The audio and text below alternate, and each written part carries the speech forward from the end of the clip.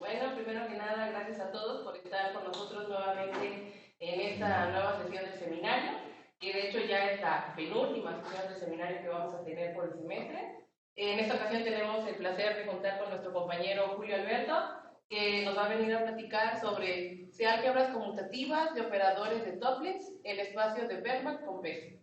Entonces, hablando un poquito de Julio, que bueno, la mayoría ya lo conocemos, él estudió su licenciatura en la Universidad Veracruzana, realizó su maestría aquí en el centro de CIMAR y pues actualmente se encuentra trabajando con el profesor Raúl Quiroga en el doctorado y pues nos viene a hablar un poquito sobre su tema de tesis, ¿no? Entonces, sin más que agregar, adelante.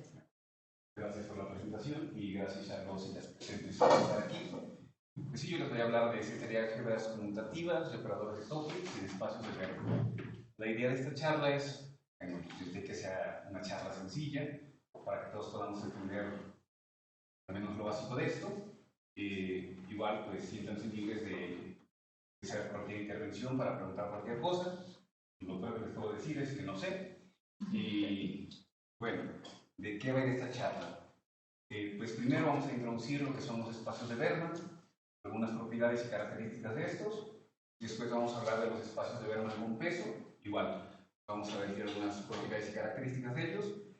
Una vez que sepamos qué son estos espacios, vamos a hablar de algunos operadores que están actuando ahí, que son los operadores de Toeplitz. Después voy a mostrar algunos resultados que se han obtenido de acuerdo al problema de encontrar cestas y álgebras conmutativas generadas por estos operadores. Y después pues voy a hablar un poquito de lo que yo hago en mi tema de tesis. Pues vamos a ir. Voy a considerar primero a D un dominio simétrico en el plano complejo n-dimensional. Y para P mayor que 0 voy a considerar el espacio de las funciones P integrables con respecto a la medida usual de Lebesgue, que denoto de esta manera.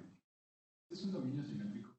Ok, un dominio simétrico, pues es para, o sea, D dominio simétrico, para cada punto en D tiene que existir un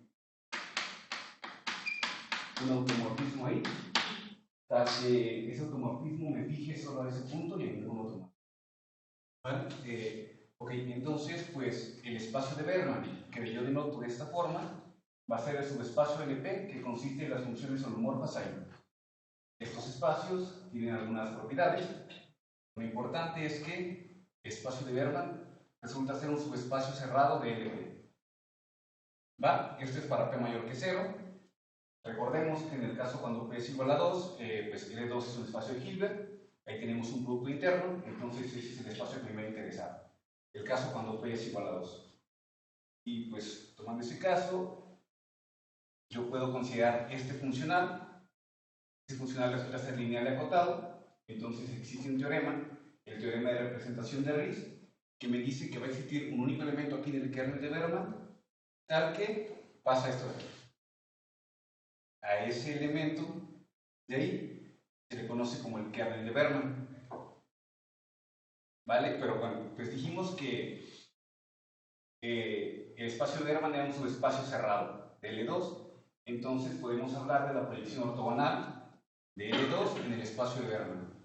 Esta proyección recibe el nombre de proyección de Bergman y pues la proyección de Bergman tiene esta representación. La denoto de esta forma, que pues simplemente es la integral sobre el dominio, el kernel de Bergman contra la función respecto a la medida. ¿Vale? Y pues todo esto lo estamos haciendo, recordemos, para la medida usual de B. Y pues esto, si notamos, pues estamos usando kernel de Bergman aquí en la proyección de Bergman. Pues es un concepto importante y quisiera hacer una observación al respecto. Pues resulta que la forma explícita de este kernel de Bergman se conoce para muy pocos dominios. ¿Y qué tan sencillo o difícil es calcularla? Pues si para ver un dominio simétrico, pues tengo mi espacio de Bergman. Si yo tengo ahí una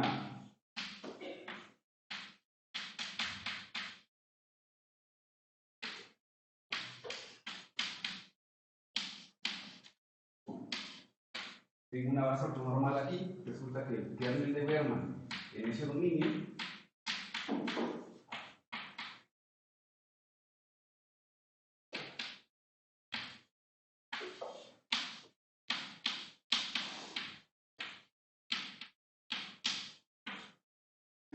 está dado de esa manera. A2 de separable. ¿Vale? A2 de separable.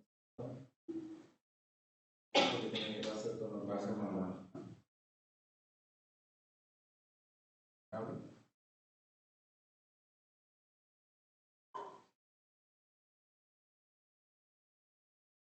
Ok, vale. Bueno, pues esta es la forma en la que nosotros encontramos el kernel de Berman a un dominio. Pero bueno, pues aquí todo ha sido de forma abstracta. Vamos a ver un ejemplo. Pues, ¿cuál es el dominio más simple que se les ocurre?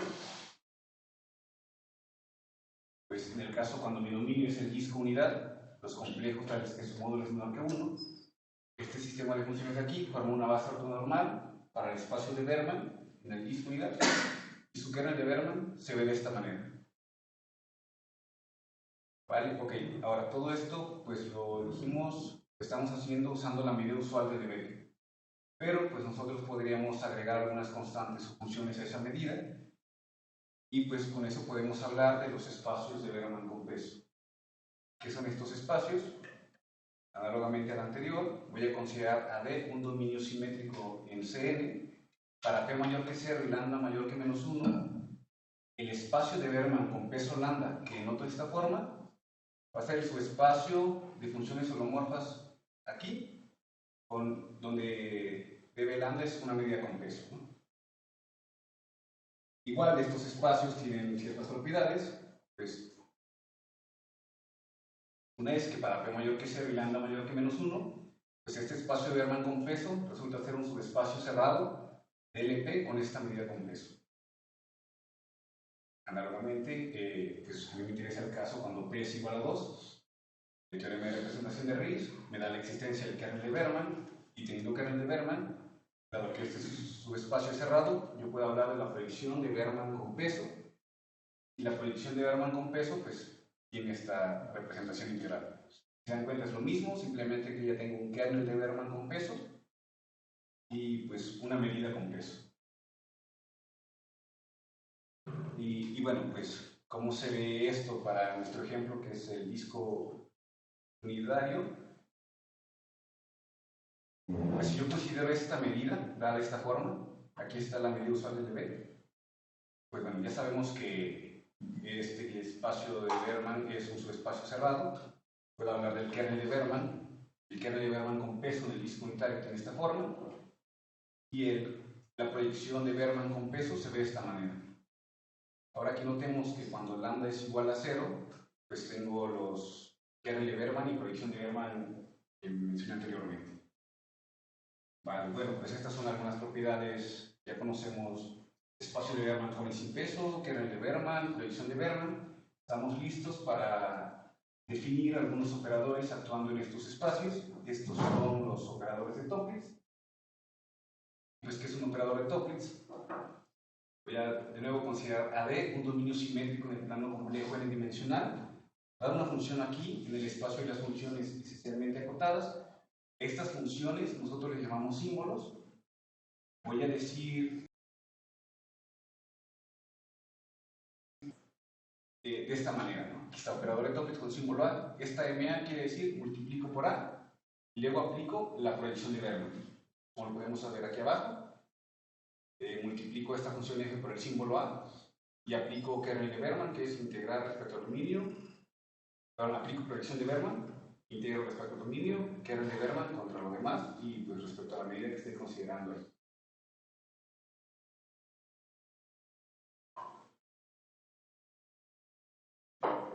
Resulta que estos operadores tienen algunas propiedades, las básicas o más importantes, las enuncio en el siguiente resultado.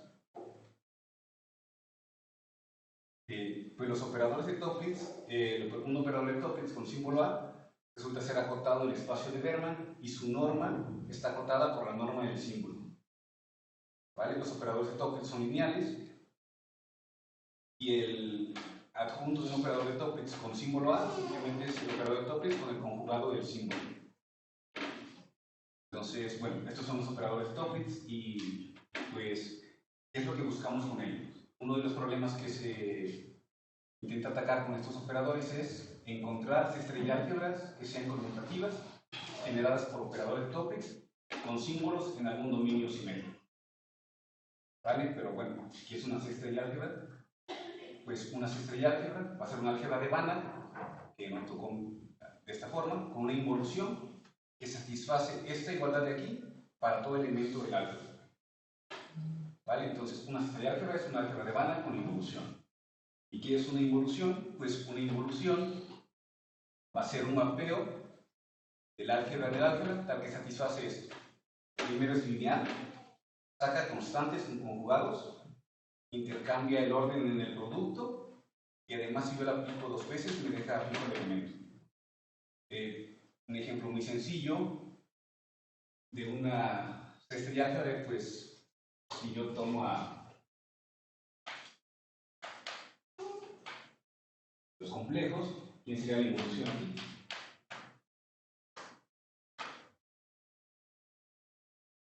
Simplemente a cada complejo tomando su conjugado. ¿Se dan cuenta? Pues eso satisface todas esas propiedades que les.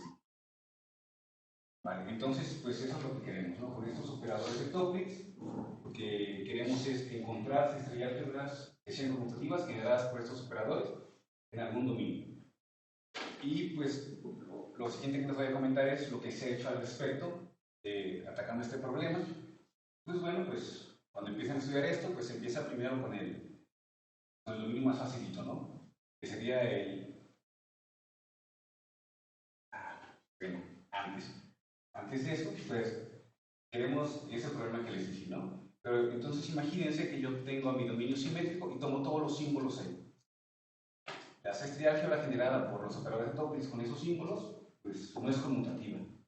Entonces, ¿qué es lo que queremos? Nosotros queremos cesta de álgebras conmutativas.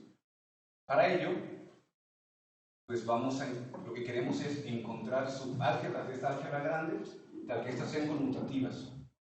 Entonces, lo que se ha hecho con eso es poner atención en los símbolos, es decir, pedirle unas propiedades o características a los símbolos para que me den estas cestas de álgebras que yo quiero. Y bueno, como les decía, pues lo que han hecho es atacar primero el caso más simple, que es el disco unitario. Antes de eso, quiero mencionarles que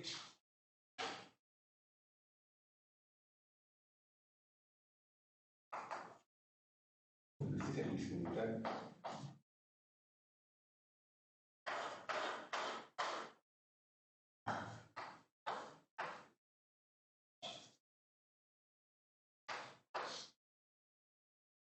Sabemos que existe un velomorfismo que brinda el disco unitario en el semiplano superior. ¿Sale? Entonces, eso es para tener en cuenta lo siguiente que les voy a decir.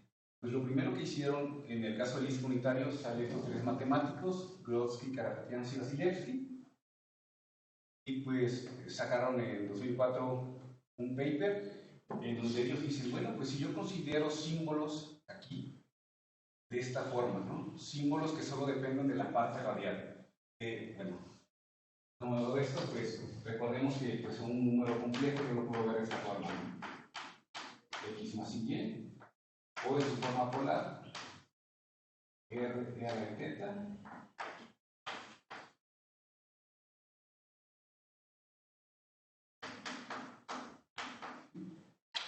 y todo de esta forma. Entonces lo que ellos dicen es, bueno, pues yo considero símbolos de esta forma, y entonces la cesta de álgebra generada por operadores de Toeplitz con estos símbolos me da conmutativa, ¿no? Es conmutativa. Y bueno, y para esto es un paper en el cual probaron esto. Perdón, Julio, esa igualdad significa que si yo conozco lo que hace en el módulo, conozco lo que hace para todo el mundo. O significa que solo depende de la parte. Sí, bueno, quizás sea un poco de cosas. Lo que quiere decir es que existe una función f que, no sé, a de z es igual a esa.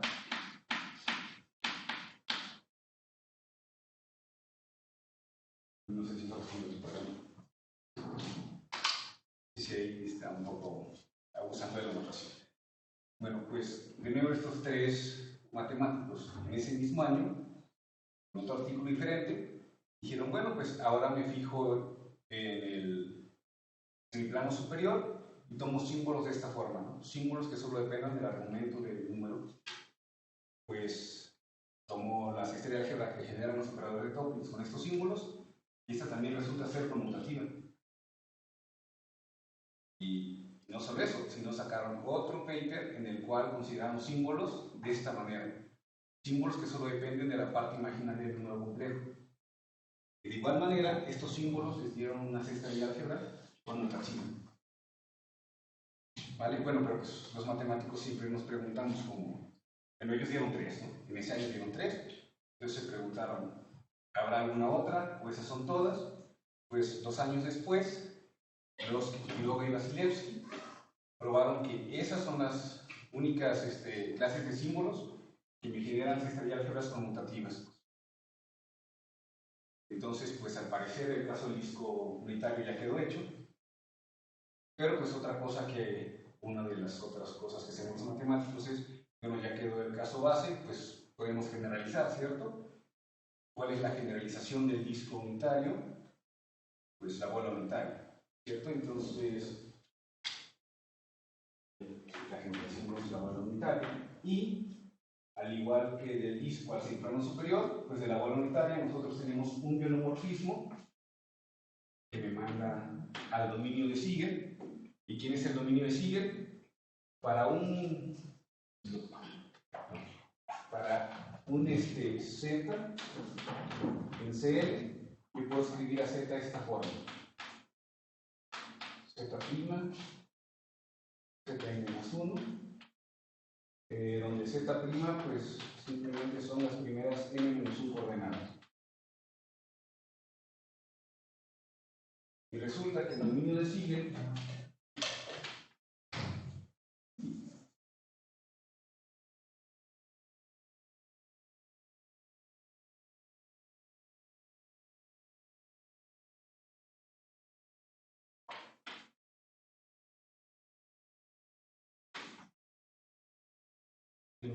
es este conjunto de aquí.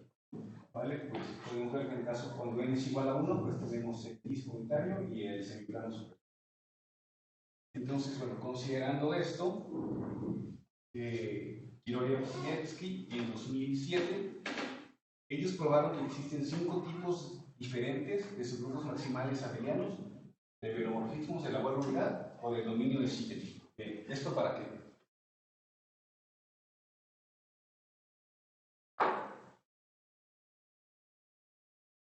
Primero les platico quiénes son estos 5 grupos. El primero que llamaron es el grupo cuasielíptico, y pues aquí lo que estamos viendo es cómo actúa la acción del grupo en mi dominio o en mi conjunto. Está de esta forma. Eso creo que no es tan importante. El siguiente es el grupo cuasiparabólico, ahora en el dominio de Siegel. El primero fue en la bola unidad, el segundo en el dominio de Siegel. Esta es la acción del grupo en el conjunto. El tercero fue el grupo cuasi-hiperbólico, en el dominio de Siegel también. El cuarto fue el grupo nilpotente, en el dominio de Siegel. Aquí está la acción del grupo en el conjunto. Y por último, el grupo cuasi-nilpotente, igual en el dominio de Siegel. Son 5 tipos diferentes, pero si podemos observar, aquí el cuasi-nilpotente tiene un parámetro K, variando aquí. Entonces, pues ellos probaron que en total hay n más 2 subgrupos maximales abelianos de velomorfismos de la bola unidad. ¿Y esto para qué les ayudó? Pues bueno, en cada uno de estos, si ellos toman símbolos que sean invariantes bajo la acción de estos grupos, resulta que la cesta de álgebra generada por operadores de Toeplitz con esos símbolos les da conmutativa. Entonces, para la bola unidad, ellos encontraron la existencia de n más 2 cestas de álgebras conmutativas generadas por operadores de Toeplitz con símbolos ahí, en la bola unidad o el dominio de Siegel. ¿Vale? Y pues mi trabajo un poco de esto, porque yo estoy considerando también es la acción de un grupo en un conjunto o en un dominio, y pues el dominio que yo voy a usar en mi trabajo, que estoy usando más bien en mi trabajo de tesis, va a ser el dominio de Siegel, y el grupo actuando ahí pues va a ser el grupo de Heisenberg. Y pues les voy a platicar un poquito de quién es este grupo. Entonces ahí es Z' y Zn, ¿no? ¿O el ZN más 1? O... Ah, Z, sí, perdón, ZN, es que ZN, sí, aunque quizá acá yo lo voy a poner como ZN más 1. Digamos que para que se vea más bonito, en el caso del grupo de Heisenberg sí tengo que usar el N más, pero ahí está. Entonces, ¿quién es el grupo de Heisenberg? Voy a considerar a este conjunto, Cn plus R, y una operación ahí dada de esta forma, donde Z' y W' están en Cn y S y T están en R. Pues resulta que ese conjunto, con esa operación, se vuelve un grupo de Lie, que notamos de esta forma, se conoce como el grupo de Heisenberg. Vale, pues solo para observación, aquí el elemento de identidad es el 0, 0, y el inverso de un elemento Z'S está dado de esta forma. ¿Vale? Ahora, si observamos aquí en la definición de producto, por esta parte de aquí, observemos que si intercambiamos el lugar de Z' por W', pues no nos da lo mismo. ¿Vale? Justo por este conjugado. ¿Vale? Entonces, pues resulta que el grupo de Heisenberg es un grupo no conmutativo. Algunas propiedades importantes de este grupo las enuncio en esta proposición. Para n mayor o igual que 1, el grupo de Heisenberg tiene su álgebra de Lie, su álgebra de Heisenberg, dada por este espacio vectorial, donde los corchetes de Lie están dados de esta manera. Además, el mapeo exponencial del álgebra del grupo es la identidad, y pues sus centros del grupo y del álgebra están dados de esta forma, considerados como subgrupo y como subespacio respectivamente. Entonces dijimos que el grupo de Heisenberg era no conmutativo, y eso también se puede ver aquí de la definición de los corchetes, ¿no? En el caso de que mi grupo fuera conmutativo, pues esos corchetes serían igual a 0. Pero podemos observar por esta expresión que si yo tomo ahora corchetes de esos corchetes, ya me daría 0 justo por este de aquí. Entonces, pues el grupo de Heisenberg, aunque no es conmutativo, pues es un grupo, le llaman dos segundos impotentes, dos pasos impotentes, no sé cómo traducirlos, ya, bueno, pues recuerden que yo les dije que yo quiero hacer esto, usar la acción del grupo en mi dominio. ¿Y cómo es esa acción? Pues la acción del grupo de Heisenberg en el dominio de Siegel está de esta forma. ¿Vale? Entonces, usando al Heisenberg con el dominio de Siegel y esta acción, una técnica que nos ha ayudado mucho en esto es el mapeo de momento. ¿Y pues qué es el mapeo de momento? Pues si yo tomo a m omega una variedad simpléctica, esto es una definición en general, m omega una variedad simpléctica, h un grupo de Lie con su respectiva álgebra de Lie, actuando sobre mi variedad, voy a decir que un mapeo de momento para la acción del grupo en esa variedad es un mapeo suave que satisface dos cosas. Primero, que para cada elemento del álgebra satisface esta igualdad de aquí. Bueno, esta función dada de esta forma satisface esta igualdad.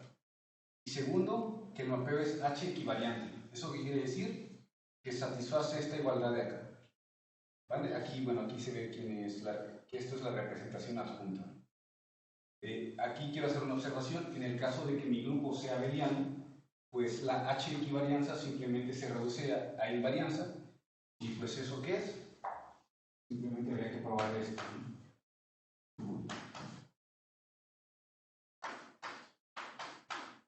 En el caso en que el grupo sea abeliano, la condición 2 se reduce a esto de aquí. Pero pues mi grupo no es abeliano, entonces pues, no podemos saltarnos esa parte. Y bueno, usando esta técnica de mapeo de momento, obviamente en mi caso, pues, ¿quién sería M? M sería el dominio de Siegel, y pues el H, mi grupo de Lie, sería el grupo de Heisenberg. Usando eso, pues, haciendo nuestros cálculos, nosotros pudimos probar los siguientes resultados. El mapeo de momento para la acción del grupo de Heisenberg en el dominio de Siegel se ve de esta manera. ¿Vale? Y pues la idea de usar este grupo es encontrar, ver qué condiciones le podemos pedir nosotros a nuestros símbolos para encontrar estas estrellas conmutativas.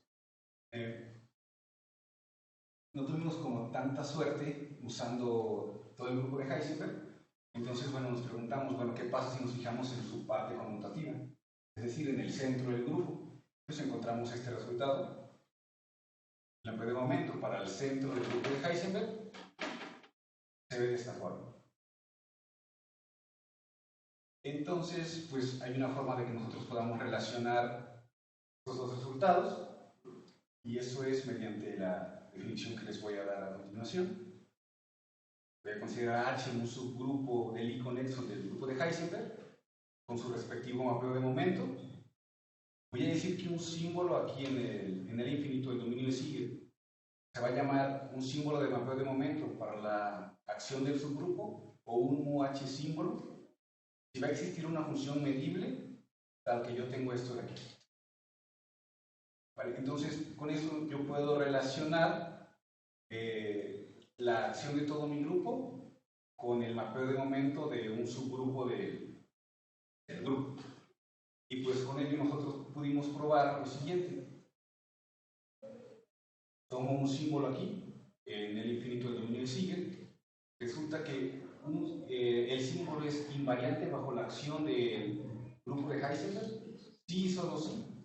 Ese símbolo es una función del mapeo de momento del centro del grupo de Heisenberg. ¿Vale? Entonces mi símbolo es invariante bajo toda la acción del grupo, sí, solo sí es función del mapeo de momento de su centro. Y cuando les voy a regresar aquí, veamos el centro del grupo de Heisenberg, bueno, el mapeo de momento para su centro depende prácticamente de esta cantidad de aquí. La parte imaginaria de zn más 1 menos el módulo de z' al cuadrado. Pues una vez probado esto, nosotros pudimos probar el siguiente resultado. Para A un símbolo aquí que sea invariante bajo la acción del grupo de Heisenberg, y tengo aquí un A tilde, una función que satisface esto de aquí. Si se dan cuenta, aquí ya estoy poniendo la dependencia de mis símbolos con la dependencia del mapeo de momento del centro del grupo de Heisenberg. Desde entonces nosotros pudimos probar la existencia de un mapeo unitario que me hace esto de aquí. Aquí esta m simplemente es multiplicar por esta función que se ve de esta forma. Bueno, una vez que probamos este teorema, esto lo que nos ayudó es a probar el siguiente resultado. Es que esta estrella álgebra, bueno, aquí esto quiere decir la estrella álgebra generada por operadores de Toeplitz son símbolos invariantes bajo la acción del dominio, perdón, bajo la acción del grupo de Heisenberg en los espacios de Berman con peso lambda. Resulta ser conmutativa. ¿Vale? Entonces, pues logramos encontrar esta estrella álgebra conmutativa que tanto queríamos, ¿no? Pero, pues también hay otra cosa, ¿no? Yo les dije en todo esto, les mostré varias estrellas álgebras, pero pues realmente lo único que estaba haciendo era pedirle condiciones a los símbolos. Pero pues no sabemos qué cara tienen, cómo se ven estas, ¿no? O cómo puedo verlas en términos de cosas más conocidas. Ese también ha sido un trabajo y realmente se han hecho muy pocos. Muy pocos han podido decir, ah, pues la estrella álgebra que yo encontré se parece a esto. Y bueno, pues nosotros logramos encontrar algo aquí en el trabajo de la tesis. Para ello, primero quiero darles una definición. Voy a decir que una función de R más a los complejos se llama muy lentamente oscilante, y esta es uniformemente continua con respecto a la métrica logarítmica, a esta métrica de aquí.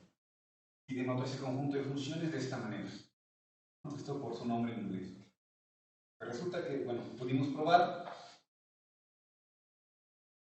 para n mayor o igual que 1 y para cada peso lambda mayor que menos 1, esta estrella álgebra que nosotros encontramos es isomorfa a este conjunto de funciones. Y bueno, al menos aquí ya se ve como más, de forma más, no sé cómo decirlo, al menos ya se ve en términos de algo conocido, ¿cierto? Y bueno, incluso estas funciones son una subálgebra el conjunto de funciones continuas acotadas, aunque es algo creo yo, quizá un poco más conocidos. Entonces, todas esas superlambdas son isomorfas entre sí. Con todas esas álgebras que encontraste, estas tres álgebras son isomorfas entre sí. Por esta cosa de aquí.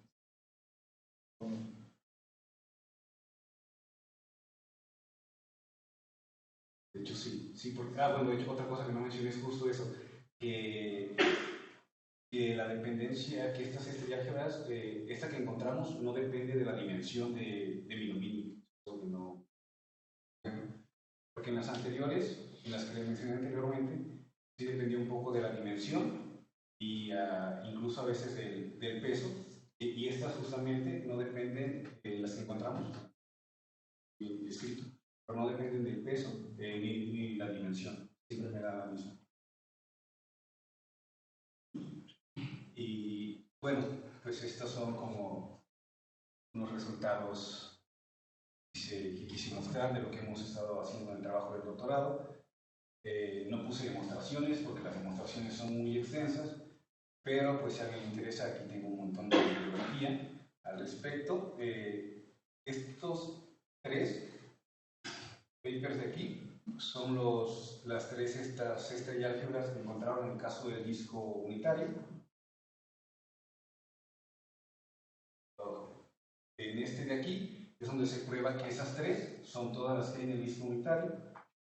Este otro paper de acá es donde se encuentran estas n-2 subálgebras en la bola unidad.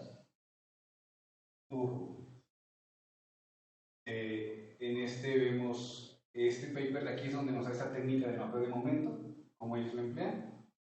Este otro fue muy útil para encontrar este isomorfismo entre las estrellas de álgebra que encontramos y el conjunto de funciones. Y este último, bueno, pues es un paper que hicimos con estos resultados, que ya lo sometimos, pero pues aún no tenemos una respuesta de ello. Pues gracias por su atención.